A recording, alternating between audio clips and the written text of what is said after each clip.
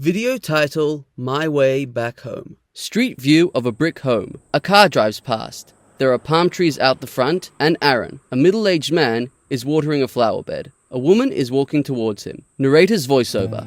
Today Aaron lives in a home of his own just a few kilometres away from his parents in Redland Bay. Aaron living here in the community of his choosing is a testament to the resilience, determination and vision of Aaron, his parents and their supporters, both paid and unpaid.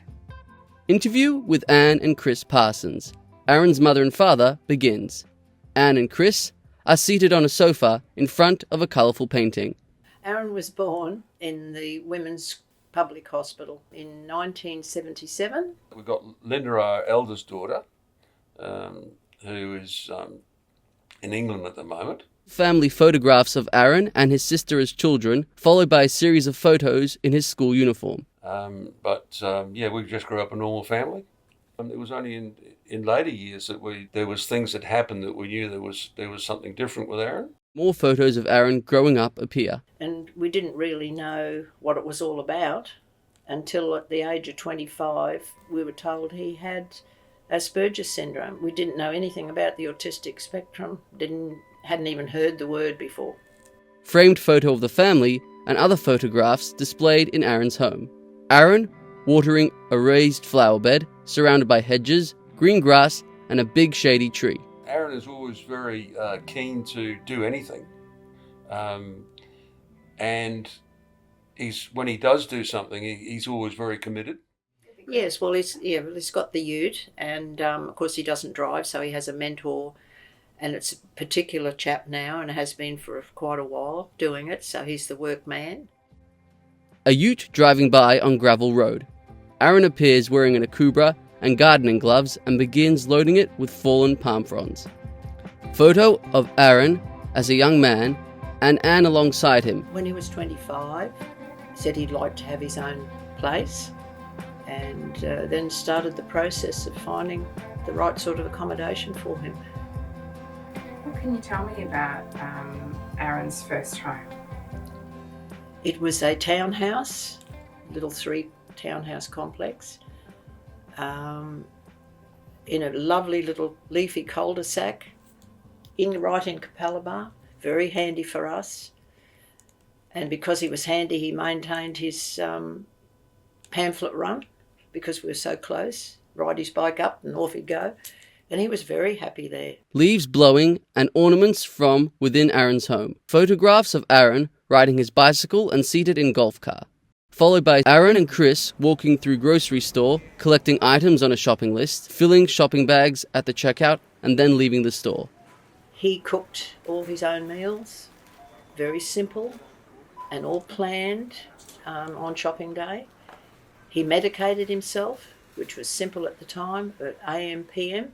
We'd go to the laundromat, we'd do his washing once a week. He'd hang it out and he would bring it in himself when it was dry and put it away, however, not like I'd do it, but you know what I mean? It was all done. He was fiercely independent and he loved it. He loved being independent. Aaron reading shopping list to Chris with narrator's voiceover. Aaron's first lease ended on good terms. However, the owner needed the property back for personal use. And this was when the family first sought assistance from a service provider. Aaron and Christine walking around the garden, talking and tending to the plants. Interview with Anne continues. So he was taken to Southport, to a share house there, and they took him on. But what they wanted to do was he had to move out of the house. He couldn't be there. He had to be in a complex that they had several units in. He was in that situation of being there. And anyway, in the end, they said that they couldn't manage him. He was too hard for them to manage, and they put him in a taxi and sent him to Beenleigh Disability Services on his own. Just called a taxi. He got in, and away they went. Aerial shots of a sunny suburb with narrated text overlay. From this point onwards, Aaron experienced significant disruption, living in 13 different houses over the next 7 years. Interview with Leanne Burke. Family ally and service provider begins. We heard that he didn't welcome support in, that he broke a lot of things, that he had the police called and had altercations with people that weren't great during that period of time. Aerial shots of a sunny suburb with narrated text overlay. In 2007, another service arrangement fell through. By now, Aaron's well-being was severely compromised. Interview with Anne and Chris continues. And through that time, you didn't have those choices around who was supporting him either. No. And then when he went to Waco, that was it. That was a nail in the coffin, virtually. For all that time, he lost all his skills that he had and his interaction with people and that, and he virtually became like a recluse. Interview with Leanne continues. He could be locked up for, at one point, up to 36 hours, which means that he had no human contact for that amount of time. I would say, has caused a whole lot of trauma and anxiety for him that he's still living with today. Photographs of Wacol Institution and narrated text overlay. Supported by a non-government agency, Aaron was moved to a secure unit on the grounds of an institution in Wacol. The family believed this would only be for a 6-month period. He lived there for 6 years. Through this process, Aaron became one of the most highly funded people with disability in Queensland. Anne and Aaron at a local bakery.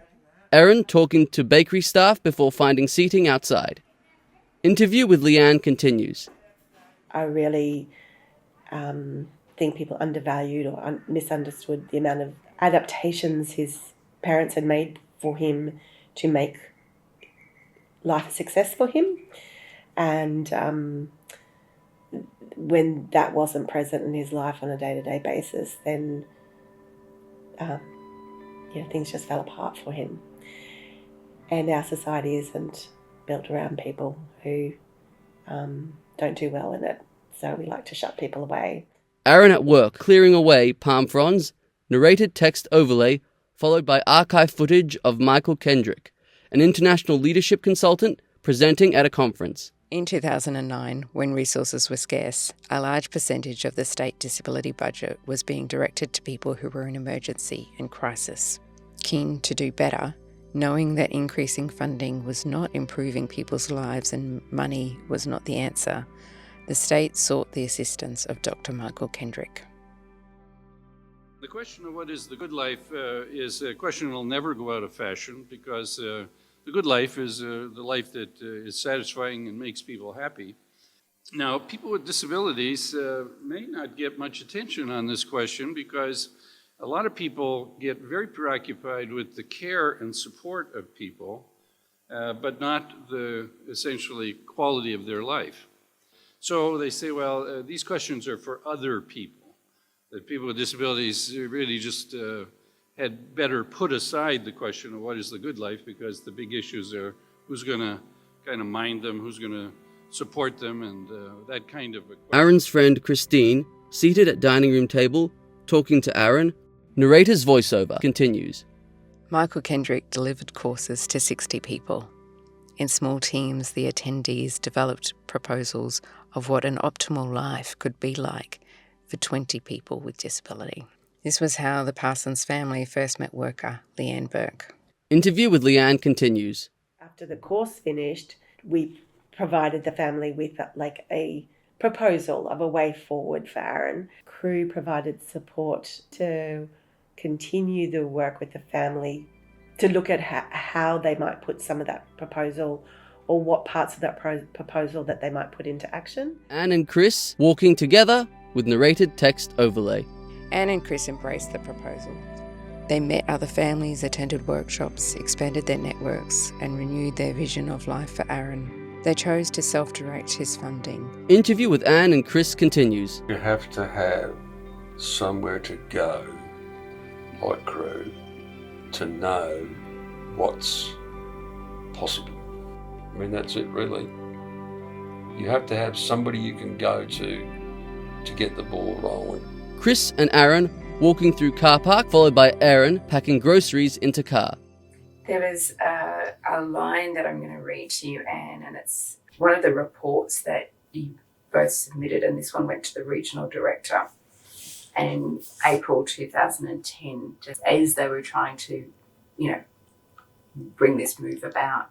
You said, "My son is only 32 years of age and has spent the last 7 years of his life trying to survive in a complicated and insecure world. He is not a criminal, but a wonderful, resilient young man who happens to have Asperger's and epilepsy. He now deserves to know the feeling of a permanent home." Do you remember putting that statement together? Oh, yes, yes. Rainy scene, followed by an aerial clip of buildings, image of Wacol Institution, with narrated text overlay. It took another 4 years of strategic and thoughtful work on many fronts before Aaron was able to leave Wacol. Lawyers, therapists, service providers, advocates and bureaucrats worked with Aaron, his family, friends and crew to redirect funding, secure the right house, select and train a team of skilled paid supporters, rebuild Aaron's skills and rights, and try to prevent further damage. Interview with Anne and Chris continues. And then they wanted him to go to the forensic unit, which had been built in the meantime on the same property, Brand new. within walking distance. And I just said, my son will not be going here. Series of photographs of Aaron surrounded by friends, family and support workers. Interview with Leanne continues. We employed a worker to start thinking about re-engagement back to his home of origin. So this worker would go and visit Aaron. They would walk down to the local shops. That would be the start. Then we got on to him getting to be able to go out in the car, how to do that safely. It was just working out, is today a good day, Aaron? Aaron and Christine continue looking at photographs, talking and laughing, followed by Christine and Aaron outside in the garden collecting the watering hose.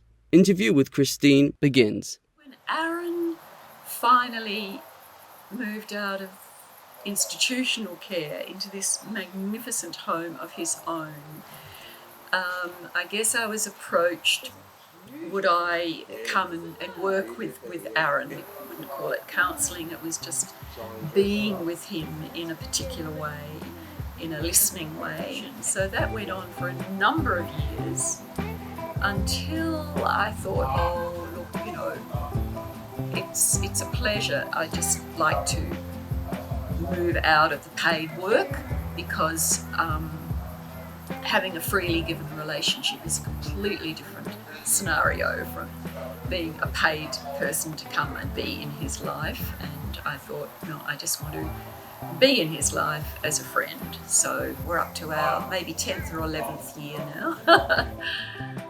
Comment from Aaron talking to Christine. Yeah, it's a nice house. Yeah, it's beautiful. Yeah. Do you feel safe here, Aaron? Yeah.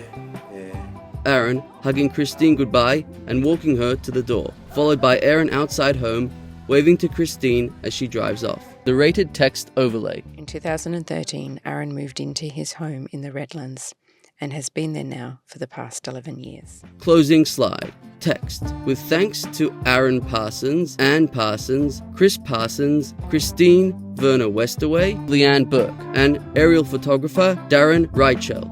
This film was created on the lands of the Quandamuka, Turrbal, and Jagera peoples. Produced by Community Resource Unit for My Home, My Way. www.myhomemyway.com.au. This video was part of the National Alliance of Capacity Building Organisations My Home, My Way project. This video was funded by the Australian Government Department of Social Services. NACBO makes every effort to provide accurate and up-to-date material. However, information is subject to change and are materials for reference only. Logos of Crew, My Home, My Way, and NACBO.